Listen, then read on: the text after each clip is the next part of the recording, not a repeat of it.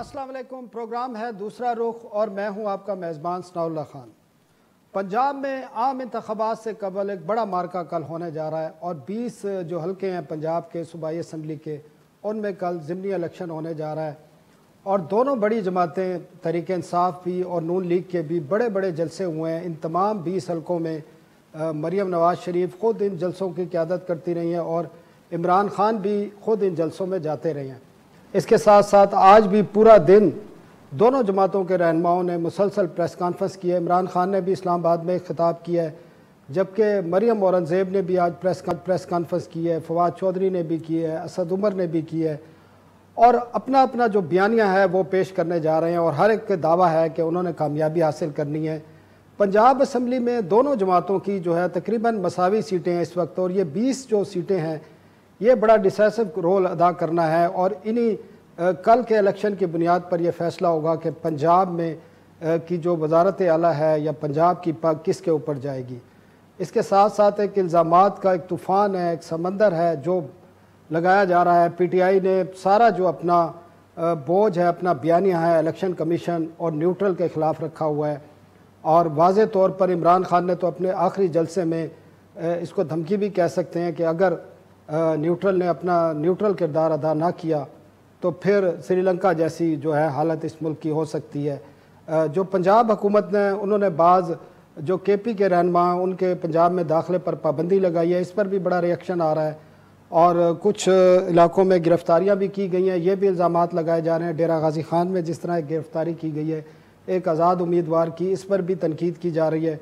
Election commission के किरदार पर भी बहुत ज़्यादा तनकीद की जा रही है और जो हल्के हैं मैं मुख्तसरन बता दूँ, रावलपिंडी का एक हल्का है, खुशाब का एक हल्का है, बखर का एक हल्का है, फैसलाबाद का एक, झंग के 2 हल्कों में इंतखाब हो रहा है, शेखोपुरा का एक हल्का है, लाहौर में 4 हल्के हैं जहाँ इंतखाब हो रहा है, साहिवाल, मुल्तान, लोधरा, भावल नगर, मुजफ्फरगढ़ और डेरा गाजी खान ये हल्के हैं जो D सीट हुए थे जहाँ पर सूबाई असम्बली के अरकान, वहाँ पर यह इंतखाब हो रहा है और भरपूर कंपेन की गई है दोनों जमातों की तरफ से और दोनों जमातों की तरफ से दावे भी किए जा रहे हैं कि उन्होंने कामयाबी हासिल करनी है। आज फवाद चौधरी की मैं प्रेस कॉन्फ्रेंस सुन रहा था तो उन्होंने कहा कि PTI को 13 नशिस्तों की ज़रूरत है और उन्होंने कहा कि हमें उम्मीद है कि 16 नशिस्तों पर हम कामयाब हो जाएंगे। इसी तरह नून लीग का भी यही दावा है कि वो 16 से 17 सीटें इस पर जीत सकते हैं। तो दोनों तरफ से दावे हैं और इन्हीं इशूज़ पर हम बात करेंगे। हमारे साथ डॉक्टर ज़ैन अली भट्टी साहब मौजूद हैं, तर्जमान है स्पीकर पंजाब असम्बली के।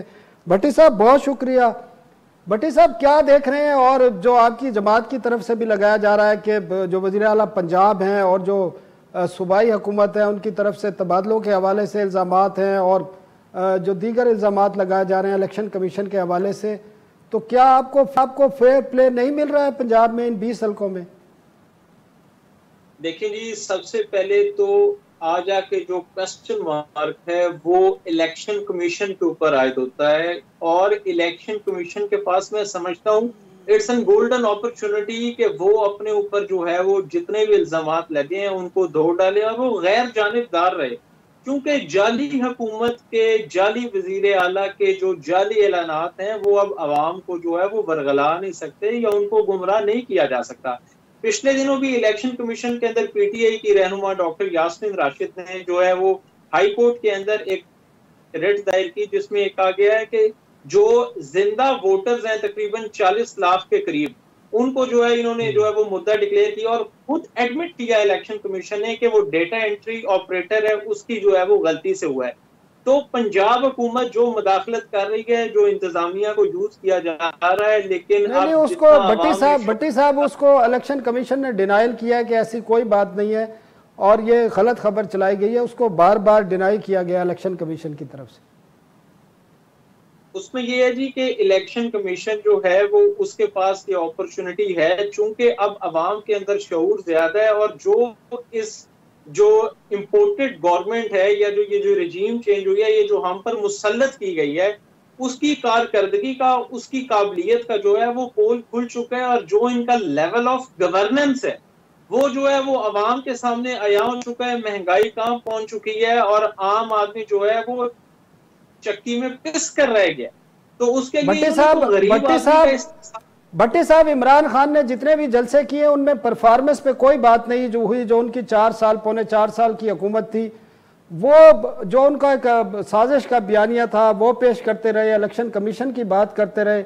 परफॉर्मेंस पे तो इमरान खान ने भी अपनी जलसों में कोई बात नहीं की। नहीं, वो इमरान खान साहब ने वो नेशनल अपनी फेडरल गवर्नमेंट को जिस तरह चेंज किया गया और उसके बाद पंजाब में है वो जिस तरह ये एक साजिश की गई है और हम पर जाली हुक्मरान जो है वो मुसल्लत किए गए, इसका तो वो हर जलसे के अंदर जो है वो जिक्र करते रहे हैं। बात ये है कि जो पंजाब के अंदर कल 20 हलकों पे जो इलेक्शन होने जा रहा है उसके हवाले से जो है वो अवाम में जो है वो शऊर पाया जा रहा है। और पाकिस्तान मुस्लिम लीग काफ के वर्कर्स और पाकिस्तान तहरीक इंसाफ जो है कल उनके वर्कर जो है वो पोलिंग स्टेशन के ऊपर जो है ना वो वोट को पहरा भी देंगे, वोट का तहफ़्फ़ुज़ भी करेंगे, वोट की प्रोटेक्शन भी करेंगे और जो है वो वोट को जो है वो प्रोटेक्ट करेंगे। और किसी किस्म की जो इनकी धांधली की इन्होंने एक साजिश तैयार की हुई है उसको किसी सूरत जो है ना वो इनकी साजिश को जो है वो कामयाब। ठीक है, भट्टी साहब हमारे साथ ही रही। हमारे साथ फैसलाबाद से हमारे नुमाइंदा हैं काशिफ लाशारी और मुल्तान से तासिर सुबानी भी हमारे साथ हैं। सुबानी साहब के पास में, सुबानी शुक्रिया हमारे साथ आने का। सुबानी साहब, आपका जो मुल्तान का हल्का है वो बड़ा अहम है, जहाँ पर साबिक वज़ीर ख़ारजा के फर्जंद भी इलेक्शन लड़ रहे हैं, तो क्या सूरत हाल क्या है? और इसके साथ हमें जो बाकी हल्के हैं मुल्तान के साथ उनके बारे में भी ज़रा आगाह किएगा कि कौन कौन से हल्के हैं जहाँ पर इलेक्शन हो रहा है और क्या सूरत हाल है। जी बिल्कुल सनाउल्लाह, बहुत शुक्रिया आपका।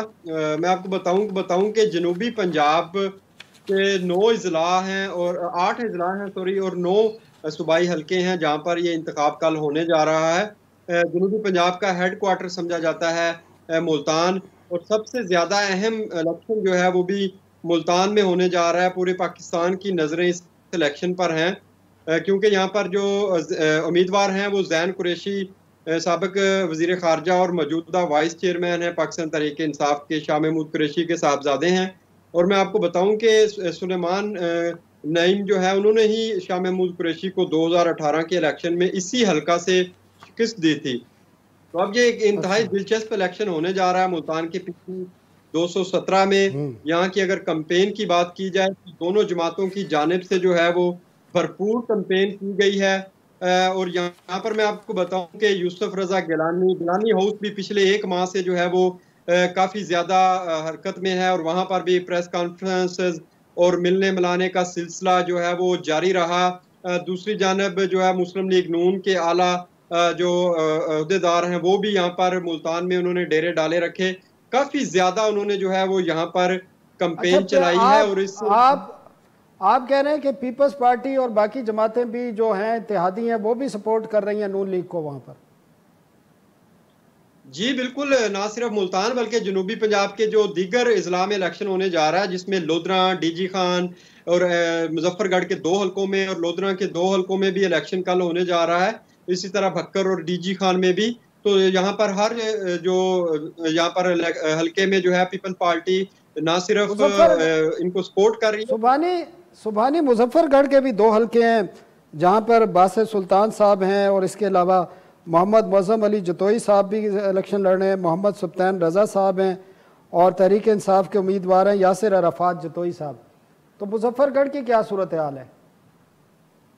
जी बिल्कुल सनाउल्लाह, मुजफ्फरगढ़ में जो जलसे हुए हैं, एक तरफ जो इमरान खान ने बड़ा जलसा किया था उसके बाद जो है वहां पर भी 1 to 1 मुकाबला देखने को नजर आ रहा है। ये बड़ा दिलचस्प हल्का है पीपी जो मुजफ्फरगढ़ का 272 और 273 वहां पर जो है वो मौज़म जतोई जो है वो भी इलेक्शन लड़ रहे हैं और हारून सुल्तान जो हैं और उनकी मिसिस जो हैं वो भी इलेक्शन लड़ रही हैं जो कि अपने देवर के मुकाबले में इलेक्शन लड़ने जा रही हैं। बड़ी कोशिश की उनको कि वो बैठ जाएं क्योंकि वो जीत की पोजीशन में तो नहीं है, लेकिन अगर उनके देवर हारते हैं जो कि तहरीक पाकिस्तान मुस्लिम लीग नून के कैंडिडेट हैं, बासित सुल्तान के भाई भी हैं, तो उनमें हार में उनका बहुत अहम किरदार होगा क्योंकि उनके वोट तोड़े जाएंगे। खानदानी वोट होता है एक, उसमें जो है उनको बिठाने की कोशिश की लेकिन वो नाकामी नजर आई। दूसरी जानब मैं डीजी खान की बात बताऊं तो डीजी खान में भी जो है दोनों जो उम्मीदवार हैं उनका तल्लक जो है वो खोसा बरादरान से है। एक तरफ सैफुद्दीन खोसा इलेक्शन लड़ रहे हैं जिनके वालिद जो हैं जुल्फकार खोसा वजीर आला पंजाब रह गए, उनके भाई भी दोस्त मोहम्मद खोसा भी। तो उनके जो मद्दे मुकाबल उम्मीदवार हैं अमजद खोसा, तो ये दोनों खोसा बरादरियां हैं। जनूबी पंजाब में जब भी हम बात करते हैं तो यहाँ पर बरादरीज़म का बड़ा वोट होता है। तो एक तरफ पार्टी का वोट है, दूसरी तरफ अपनी बरादरियों का भी बड़ा वोट है। तो काफ़ी ज़्यादा लोग यहाँ पर जो हैं वो कंफ्यूज भी हैं कि वो किस तरफ जाएं, लेकिन अहम जो सुबानी आप हमारे साथ ही रहे हैं, हम आपसे लोधरा की भी और बाकी डेरा गाजी खान की दोबारा से ही पूछेंगे और बाकी सवालात भी करेंगे। तासिर सुबानी भी हमारे साथ के थे और अब काशिफ लाशारी साहब भी फैसलाबाद से हमारे साथ हैं। काशिफ बहुत शुक्रिया। काशिफ, पंजाब फैसलाबाद तो नून लीग का गढ़ कहा जाता है और वहाँ पर एक ही हल्का है, लेकिन साथ में लाहौर भी है। लाहौर और फैसलाबाद को तकरीबन कम ही फासला है, तो फैसलाबाद में क्या सूरत हाल है इस वक्त? जी बहुत शुक्रिया सनाउल्लाह। यहाँ पर बड़े अनयूजुअल सी बात है क्योंकि सरकार जो है वो नून लीग की है, लेकिन उसके बावजूद पोजीशन अगर ऑन ग्राउंड हम बात करें तो कोई ज्यादा स्ट्रॉन्ग नहीं लग रही पाकिस्तान मुस्लिम नवाज की। उसकी कुछ बुनियादी वजूहात हैं। एक तो उस तरह की कैंपेन जो है वो अजमल चीमा क्योंकि 97 में मुस्लिम नून के उम्मीदवार हैं जो पिछली दफा आजाद खड़े हुए थे और वो तकरीबन 42,000 वोट लेके कामयाब हुए थे इस हल्के से, जबकि अली अफजल साई जो उनके मद्दे मुकाबिल अब हैं जिनका ताल्लुक पाकिस्तान तहरीक इंसाफ से है, वही पिछली दफा भी जनरल इंतखाबात में उनके अगेंस्ट थे और वो तकरीबन 38,000 वोट लेके दूसरे नंबर पे थे। तो उस वक्त भी उनका मार्जिन बहुत कम था। और अब क्योंकि एक तो इमरान खान साहब खुद यहाँ पे जलसा करके गए हैं, उससे पहले फवाद चौधरी और जुल्फी बुखारी भी जो है वो आए यहाँ पे इलेक्शन कैंपेन में, तो पाकिस्तान तहरीक इंसाफ की जो इलेक्शन कैंपेन थी वो काफी तगड़ी नजर आई यहाँ पे, जबकि मुस्लिम लीग नवाज जो थी वो काफी उन्होंने लैक किया है इसमें।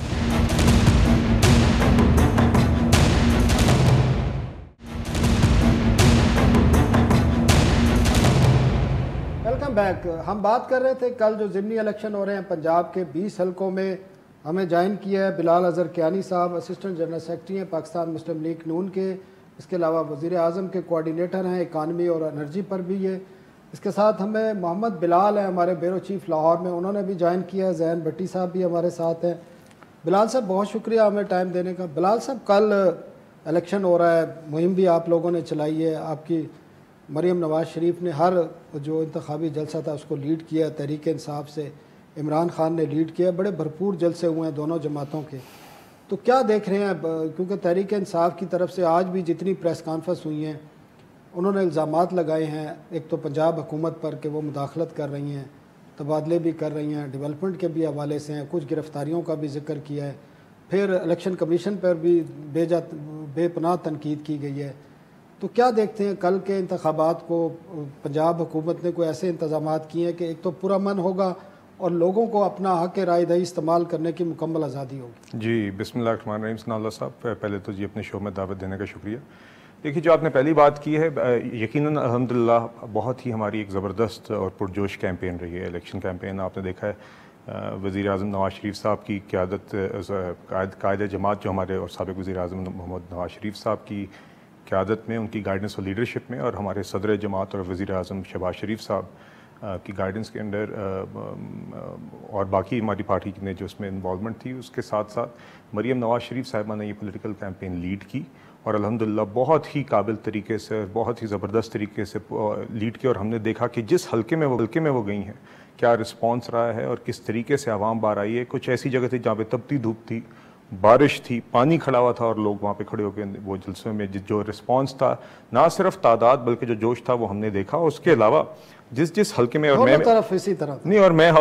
तो ये देखें, मैंने जो मंजर देखा और जो फिर सिर्फ जलसों की मैं बात नहीं करूँगा क्योंकि मैं साथ मौजूद था दीगर हल्कों में जहाँ पे हमने विजिट किया है, तो फिर हम जो जलसों के इर्द गिर्द फिर लोगों के साथ बैठते थे और वहाँ की इलेक्टोरल सिचुएशन भी देखते थे, तो अल्हम्दुलिल्लाह हम बड़े कॉन्फिडेंट हैं इंशाल्लाह कि कामयाबी होगी। और इंशाल्लाह कल मुस्लिम लीग नून जिस तरह पिछले बाई इलेक्शंस में सुरखरू हुई थी, इंशाल्लाह इसमें भी सुरखरू होगी, इंशाल्लाह आप देखेंगे।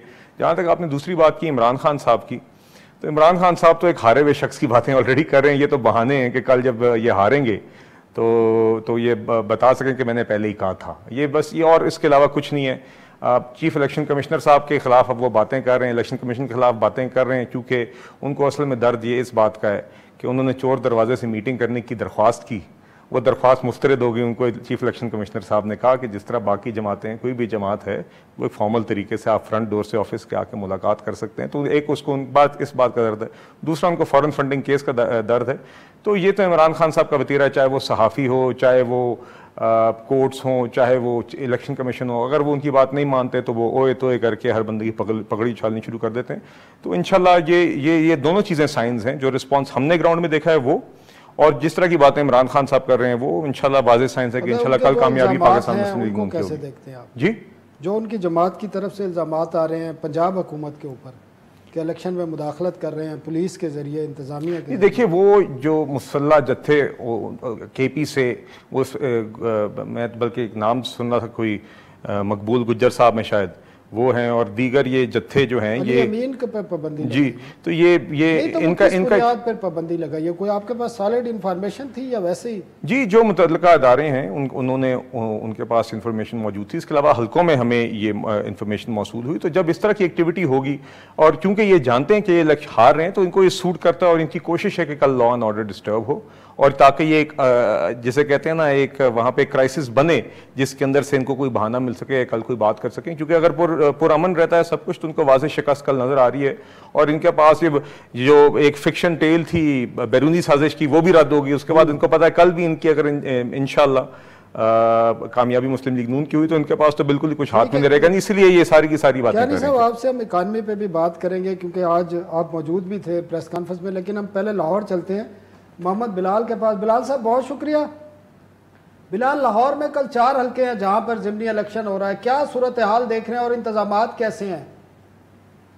देखिए सनाउल्लाह साहब, इंतजामात तो तकरीबन अब मुकम्मल कर लिए गए हैं क्योंकि कल सुबह 8 बजे पोलिंग का अमल शुरू हो जाएगा। यहाँ पर जिस तरह आर्मी, रेंजर्स, FC, पुलिस, उसकी डिप्लॉयमेंट जो है वो तकरीबन तमाम इंतजामात मुकम्मल हैं। सामान की तरसील जो है वो उस वक्त हो चुकी है।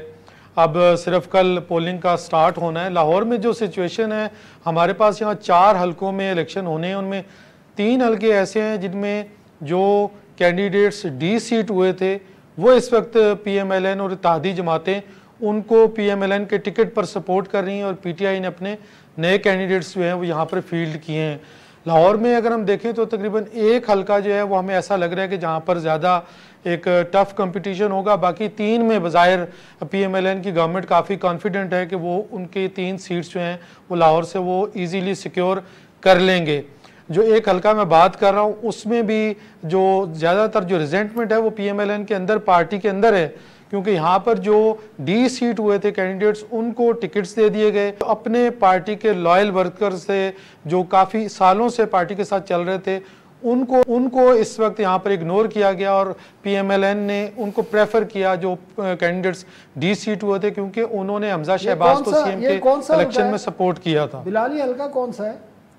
देखें, बज़ाहिर जो 167 है नज़ीर चौहान साहब वाला हल्का, वहाँ पर हम देख रहे हैं कि काफ़ी टफ कंपटीशन होगा। हम ये नहीं कह सकते कि बहुत इजी जो है वो PMLN के लिए होगा कि वहाँ पर वो ये सीट सिक्योर कर सकें। अगरचे PMLN का ये मौक़िफ़ है कि 4 सीटें ऐसी हैं लाहौर से कि जो PMLN इजीली ले सकती है, लेकिन जो अभी तक हमने यहाँ पर कैंपेन देखी, जो लोगों के साथ हमारा इंटरेक्शन हुआ, वोटर्स के साथ हुआ, तो ये जो हल्का है नज़ीर चौहान साहब वाला, यहाँ पर एक अच्छा कंपटीशन होगा। लॉ एंड ऑर्डर की जो सिचुएशन आप कुछ देर पहले डिस्कस कर रहे थे तो वो भी यहाँ पर जो है अगरचे इंतजामात किए गए हैं। टेंशन है काफी लाहौर में।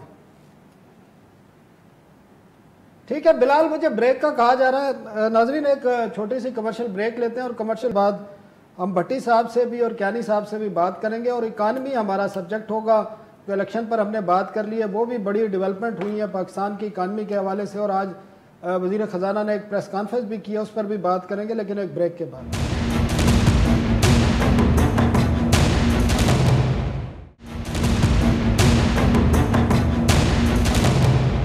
काशिफ, ये भी बताएं कि तहरीक इंसाफ की तरफ से बार बार आज भी जो प्रेस कॉन्फ्रेंस हुई है, इल्ज़ाम आयद किए गए हैं कि पंजाब हुकूमत जो है वो दखल अंदाजी कर रही है, तबादले किए जा रहे हैं, लोगों को गिरफ्तार किया जा रहा है, पुलिस बड़ी एक्टिव है। तो फैसलाबाद में कुछ ऐसी सूरत हाल देखी है आपने कहीं? मेरा ख्याल है पाकिस्तान तहरीक इंसाफ ऐसे इल्जामात उन जगहों पे ज्यादा लगा रही है जहाँ पे उन्हें नजर आ रहा है कि उनके जो है वोट्स कम है या उनका वोटर जो निकलेगा नहीं, या जहाँ पे वो देख रहे हैं कि उनका जो अपोजिशन है उसकी पोजीशन स्ट्रांग है। फैसलाबाद में इस तरह की कोई शिकायत उन्हें अभी तक यहाँ पे की नहीं है, क्योंकि यहाँ पे उन्हें नजर आ रहा है क्योंकि जिस हल्के में ये इलेक्शन होने जा रहा है वहाँ की ज्यादातर आबादी जो है वो देहात की मुश्तमिल है और यहाँ पे जट बरादरी ज्यादा है और उन्हीं का वोट जो है वो डिसाइड करेगा। और कैंडिडेट्स जो है वो दोनों एक ही बरादरी से ताल्लुक रखते हैं, जट बरादरी से ताल्लुक रखते हैं। जो है हुकूमतों की वो कोई मैटर नहीं करेगी पार्टियों की। यहाँ पर हुकूमत की परफॉर्मेंस किसी हद तक मैटर करेगी, बहुत ज्यादा मैटर नहीं करेगी, और नून लीग का टिकट जो है वो शायद कुछ हेल्पफुल हो जाए अजमल चीमा के लिए। उसके अलावा ऐसी कोई वो सूरत हाल नजर नहीं आती कि वो बहुत बड़े मार्जिन से जीतेंगे। कबल वक्त जाहिर है कुछ भी नहीं कहा जा सकता, लेकिन क्योंकि एक तो जो मुस्लिम नवाज के उम्मीदवार पिछली दफा थे आजाद अली तबस्सुम, जिनको टिकट दिया था उन्हें, वो कोई उस तरह से खुल के सपोर्ट नहीं कर रहे जो मौजूदा कैंडिडेट हैं। इसके अलावा पाकिस्तान पीपल्स पार्टी के जो एक उम्मीदवार थे पिछली दफा तारिक बाजवा, वो आजाद हैसियत में खड़े हो गए हैं इस दफा इलेक्शन में। तो यहाँ पे जो पीडीएम का वोट है वो डिवाइड हो जाएगा, तो और जो डेफिनेटली होगा। पार्टी का क्या रोल है इधर फैसलाबाद में इस सीट पर? जी, पीपल्स पार्टी का कैंडिडेट तारिक बाजवा, जिसका आपको नाम बताया है, वो इस वक्त आजाद हैसियत में इसी हल्का से इलेक्शन कॉन्टेस्ट कर रहे हैं, जबकि पिछले अदवार में ये वहां पे एमएनए के लिए इलेक्शन जो है वो लड़ा करते थे, और 2008 के इलेक्शन में ये वहां से जीते भी थे और एमएनए मुंतखब हुए थे। अभी क्योंकि वो आजाद हैसियत में इलेक्शन लड़ रहे हैं, तो वो पाकिस्तान पीपल्स पार्टी का वोट जो कि असूलन मुस्लिम नवाज को जाना चाहिए था अगर उनकी सपोर्ट करते, लेकिन यहाँ पे वो वोट डिवाइड हो जाएगा। जो पीपल्स पार्टी का वोट है वो तारिक बाजवा की तरफ जाएगा, जबकि मुस्लिम नवाज का वोट जो है वो डिवाइड होकर तारिक बाजवा को जाएगा, अजमल चीमा की तरफ जाएगा। लेकिन उसके बावजूद कुछ वोट जो है वो ज़ाहिर शख्सियत का भी है, जो आजाद अली तबस्सुम जिस तरह से उनको सपोर्ट करनी चाहिए थे उन्होंने भी नहीं की। ठीक है, ठीक है। काशिफ हमारे साथ ही रही है, जैन भट्टी साहब भी हमारे साथ हैं। भट्टी साहब, ये बताएं कि आपकी जो पार्टी है उनकी एक्सपेक्टेशन है क्या? जिस तरह आज फवाद चौधरी ने कहा कि 13 सीटें हमें चाहिए, अगर फर्ज करें आप 13 से 16 सीटें ले जाते हैं तो स्ट्रेटेजी क्या होगी? कौन चीफ मिनिस्टर आपका नामजद होगा? अभी तक कोई अनाउंस तो नहीं किया गया, या परवेज इलाही होंगे या कोई और होगा? ये है कि इंशाल्लाह 17 जुलाई की शाम को जब पाकिस्तान तहरीक इंसाफ जो है वो इंशाल्लाह 20 के 20 हल्कों से कामयाबी हासिल करेगी, तो चौधरी परवेज इलाही साहब जो है वो 22 को जो है वो इलेक्शन जो है वो सीएम का जीत के जो है इंशाल्लाह ताला पंजाब को जो है वो इंशाल्लाह ताला सही जो तर्ज हुक्मरानी है उसकी जो है उस रविश पर डाल देंगे। चूंकि पाकिस्तान तहरीक इंसाफ के चेयरमैन इमरान खान साहब भी चौधरी परवेज इलाही साहब को जो है वो ऑलरेडी अपना कैंडिडेट नॉमिनेट कर चुके हैं, और जिस तरह चौधरी परवेज इलाही साहब ने जो है वो अपने एक्सपीरियंस के साथ और ऐसे मुदब्बराना और कायदाना सलाहियतों से जो है वो पीटीआई को भी जो है वो पंजाब के अंदर जो है वो हर किस्म की सपोर्ट की है। इंशाल्लाह ताला आगे भी पाकिस्तान मुस्लिम लीग नून, पीपल्स पार्टी और जो दीगर उनके इत्तेहादी हैं उनका और पाकिस्तान तहरीक इंसाफ और मुस्लिम लीग काफ के अरकान का आपस में जो मेंबरान की तादाद का फर्क है वो 2 से 3 का है। तो इंशाल्लाह ताला जब कल हम कामयाबी हासिल करेंगे तो अंडरस्टूड हो जाएंगी चीजें, सिचुएशन क्लियर हो जाएगी, सारी क्लैरिटी आ जाएगी। उसके बाद इंशाल्लाह जो जाली वजीर आला है उन्हें ऑटोमेटिकली घर जाना पड़ेगा।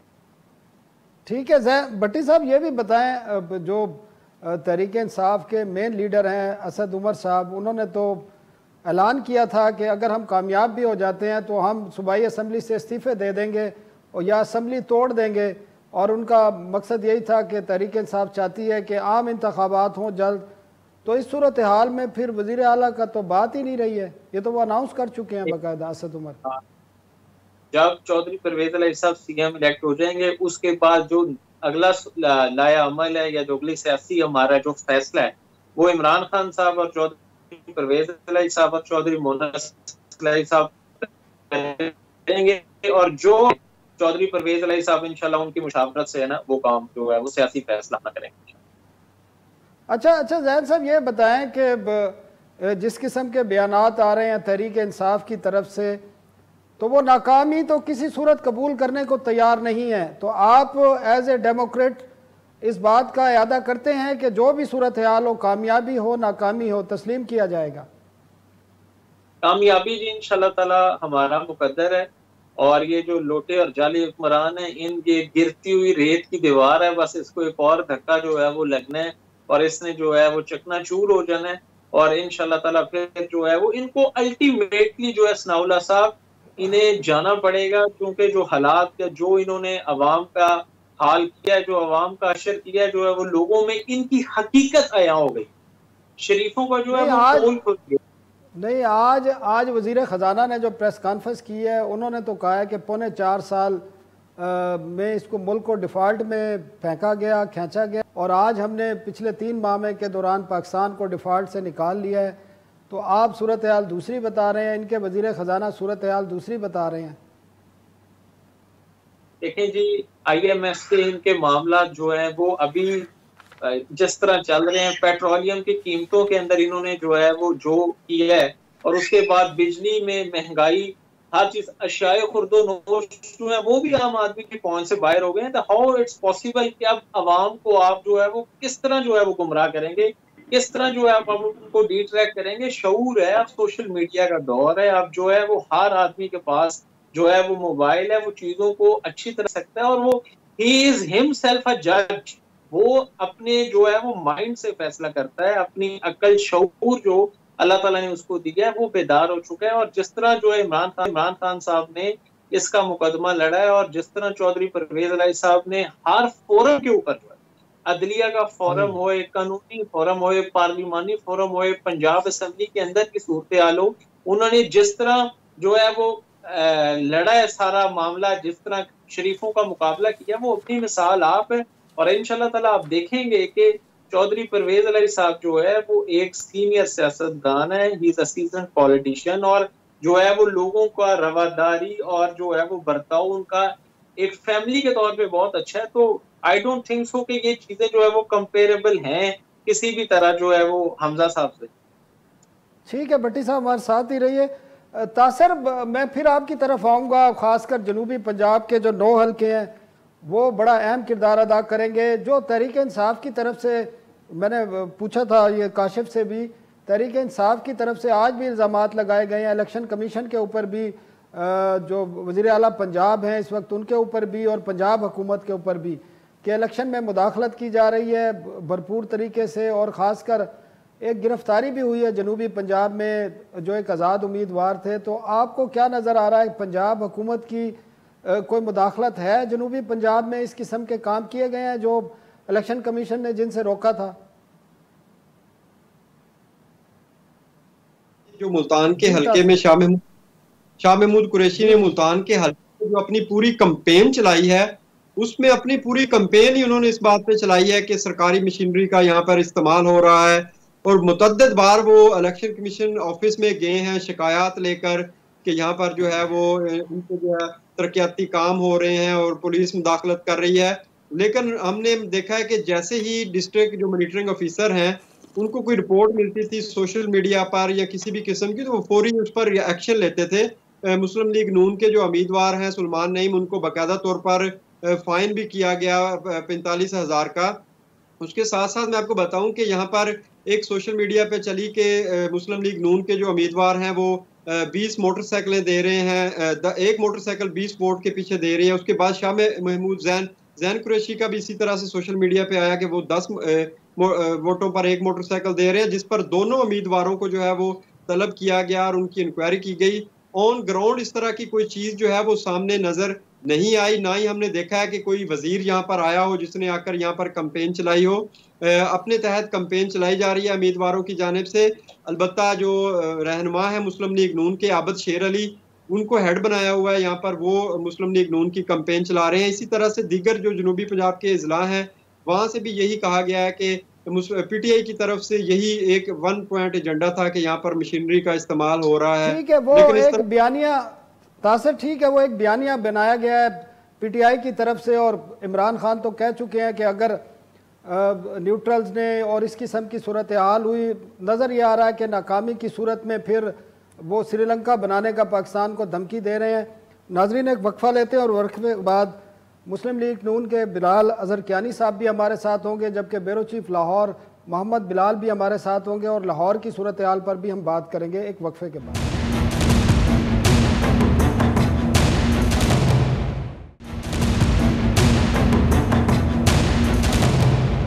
Welcome back. हम बात कर रहे थे पंजाब के ज़िमनी इलेक्शन की जो कल हो रहे हैं, लेकिन इसके साथ साथ पाकिस्तान की जो इकानमी है उसमें भी बड़ी डेवलपमेंट हुई है। और आज वज़ीर ख़जाना मिफ्ता इस्माइल ने जो प्रेस कॉन्फ्रेंस की है उसमें उन्होंने दावा किया कि पाकिस्तान डिफ़ॉल्ट की पोजीशन से बाहर आ चुका है और पाकिस्तान अब जो है एक स्मूथ इकनॉमिक रिकवरी की तरफ है और स्टेबलाइजेशन के प्रोग्राम में जाएगा, और जल्द ही पाकिस्तान की जो मईशत है वो मुस्तहकम भी होगी और लोगों को रिलीफ भी मिलेगा। बिलाल अजहर कियानी साहब हैं, कोऑर्डिनेटर हैं वज़ीर आज़म के इकानमी पर और एनर्जी पर, इनसे इस हवाले से हम बात करते हैं। कियानी साहब, जो सूरत हाल थी कुछ अर्सा पहले, अब यकीनन वो सूरत हाल नहीं है। IMF का प्रोग्राम भी बहाल हो गया है और लेकिन अब खान साहब ने जो कहा है कि अगर हम इलेक्शन ना जीते तो फिर ये पाकिस्तान श्रीलंका बन जाएगा। तो श्रीलंका की पोजीशन आज मिफ्ता साहब ने भी बताई, आज भी आप साथ मौजूद थे। जो पाकिस्तान का जो सबसे बड़ा इस वक्त मसला है वो एक्सटर्नल फाइनेंसिंग का इशू है। तो जो मिफ्ता ने जो चीज़ें बताई हैं वो, लेकिन उन्होंने उसको आप कह सकते हैं कि अभी वो क्लियर चीज़ें नहीं थी। तो क्या एक्सटर्नल फाइनेंसिंग का हमारा गैप कितना है इस साल का, और उसको फिल कैसे किया जाएगा, और नेक्स्ट ईयर के लिए क्या प्लान है आपके? जी देखिए, सबसे पहले तो जब आपने बात की इमरान खान साहब की और श्रीलंका की, तो इमरान खान साहब कहते हैं कि वो इलेक्शन ना जीते तो श्रीलंका बन जाएगा। वो जब वजीर आज़म थे तो वो पाकिस्तान को श्रीलंका बनाने पे तुले हुए थे। अब उनके अपने वजीर खजाना ने नवंबर 2021 में स्टाफ लेवल एग्रीमेंट की, उसमें IMF के साथ वादे किए, और मार्च में जब इनको नजर आ गया कि वोट ऑफ नो कॉन्फिडेंस के हारने जा रहे हैं तो उन्होंने जानबूझ के उस प्रोग्राम को सबोटाज किया, जिसकी वजह से जानते हुए, इस चीज को जानते हुए कि उनकी वॉच के अंडर आपका मुल्क की तारीख का सबसे बड़ा तजारती खसारा जो आखिर में साल में 48 अरब डॉलर पे आया है, आपके पास रिजर्व्स कम हो रहे थे, आपके पास आगे डेट रीपेमेंट थी, ये जानते हुए उन्होंने IMF के प्रोग्राम को स्टॉल किया, और उनको पता था हमारे पास कोई और रास्ता नहीं था, और ये उन्होंने अपने हाथों से मुल्क को डिफॉल्ट की तरफ धकेला। और जो आप श्रीलंका की बात कर रहे हैं, जो श्रीलंका जो डिफॉल्ट कर गया है, श्रीलंका में भी ये सूरत हाल है कि लोग 5-5 दिन पेट्रोल का इंतजार करते हैं, गाड़ी को एक दिन लाइन पर लगाते हैं तो 5वें दिन जाके उनको थोड़ा सा पेट्रोल मिलता है, और अब वो पेट्रोल के 2-2 लीटर और चंद लीटर के राशन कार्ड निकाल रहे हैं। खवातीन और बुजुर्ग कतारों में घंटों दिन खड़े रहते हैं कुकिंग गैस लेने के लिए। जी, तो ये सूरत हाल इमरान खान साहब बनाने पे तुले थे। दूसरी जो आपने बात की मिफ्ता इस्माइल साहब की, देखिए चीजें बड़ी क्लियर हैं। हम जब हुकूमत में आए, हमारी जो ये कोalition गवर्नमेंट है, तो आते ही फौरन तीसरे दिन IMF को री एंगेज किया, क्योंकि हमें पता था कि इस प्रोग्राम का रिवाइवल करना बड़ा ज़रूरी था। मगर IMF को एंगेज भी किया, मगर साथ साथ एक बैलेंस्ड बजट लाए, जिसके अंदर अवामी प्रायोरिटीज़ भी, जिसके अंदर आपकी टारगेटेड सब्सिडीज़ भी, जिसके अंदर सबसे कमज़ोर तबकात को जो आपने प्रोटेक्ट करना था वो भी हमने किया। खसारा भी 1000 अरब रुपए कम किया, बोझ हमने सारे अमीर तबकात पर डाला, सुपर टैक्स किए, अनप्रोडक्टिव सेक्टर्स पे किया, ये सब कुछ अचीव किया। और आपने देखा अभी अल्हम्दुलिल्लाह बोझ तो अवाम पे आया है ना जी, पेट्रोलियम प्राइसेस की वजह से, एनर्जी प्राइसेस अभी आपने बढ़ानी है। नहीं, देखिए पेट्रोलियम प्राइसेस के अंदर हमने सिर्फ वो सब्सिडी एलिमिनेट की जो इमरान खान साहब ये जानते थे कि हम अफोर्ड नहीं कर सकते। महाना 120 अरब रुपए की सब्सिडी पेट्रोल की मद में, पेट्रोल और डीजल की मद में, और 27 अरब रुपए की महाना सब्सिडी इलेक्ट्रिसिटी की मद में, उस टाइम पे जब खसारा ऑलरेडी 1600 अरब बजट से ऊपर जा चुका था, और साथ ही साथ उसके नतीजे में IMF का प्रोग्राम स्टॉल हो गया था, जिसकी वजह से हम डिफॉल्ट पे जा रहे थे। ये हम उस टाइम पे हमारी मईशत अफोर्ड नहीं कर सकती थी, इसलिए मुश्किल फैसले लिए, वो सब्सिडी एलिमिनेट की, IMF का प्रोग्राम रिवाइव हुआ। मगर आपने देखा जैसे ही ग्लोबल ऑयल प्राइसेस, जो दुनिया में तेल की कीमतें जैसे ही वो कम हुई, तो हमने पूरे का पूरा जो उसका बेनिफिट था वो पाकिस्तानी अवाम को हमने ट्रांसफर किया। कीमतों में फौरी कमी आई, आपने देखा 18.5 रुपए पेट्रोल की कीमत में कमी आई, और तकरीबन 40 रुपए डीजल की कीमत में 2 दिन पहले कमी आई। और उसके नतीजे में आगे जो भी हम, चाहे वो एयर फेयर्स हैं PIA के, चाहे वो रेलवेज के, उसके टिकट भी कम किए। तो जो भी हम इंशाल्लाह, टाइम कम है, सिर्फ एक सवाल है और ये उम्मीद है कि आप बताएंगे भी हमें, गैस प्राइसेस और बिजली की प्राइसेस 1 जुलाई से आपने बढ़ानी है, उनको बिलों में आना है, कब नोटिफाई कर रहे हैं? देखिए अभी मैं आपको सिर्फ इतना इस हवाले से जो मेरे पास इतलात हैं वो ये हैं कि अभी तक पेट्रोलियम बिजली की प्राइसेस में कोई इजाफा नहीं हुआ, और गैस की प्राइसेस की एक समरी ECC में आई थी। जी वो अप्रूव हुई है? नहीं, वो अप्रूव नहीं हुई, वो वापस रिकंसिडरेशन के लिए गई हुई है। तो अभी गैस की प्राइसेस में सब्सिडी देंगे उन पे? नहीं, देखिए वो जब, मैं कबल इस वक्त कुछ नहीं कह सकता, क्योंकि वो वापस वजारत पेट्रोलियम वो ECC के अंदर अपनी प्रपोजल लाएगी, वहाँ पे कंसिडर होगी, वहाँ पे जो कुछ फिर अप्रूव होगा फिर वो ठीक है सर, टाइम हमारे पास। बिलाल कियानी साहब बहुत शुक्रिया, मोहम्मद आपका भी बहुत शुक्रिया, जैन भट्टी साहब आपका भी बहुत शुक्रिया। कल तक के लिए नाजरीन हमें इजाज़त दीजिए, अल्लाह हाफ़िज़।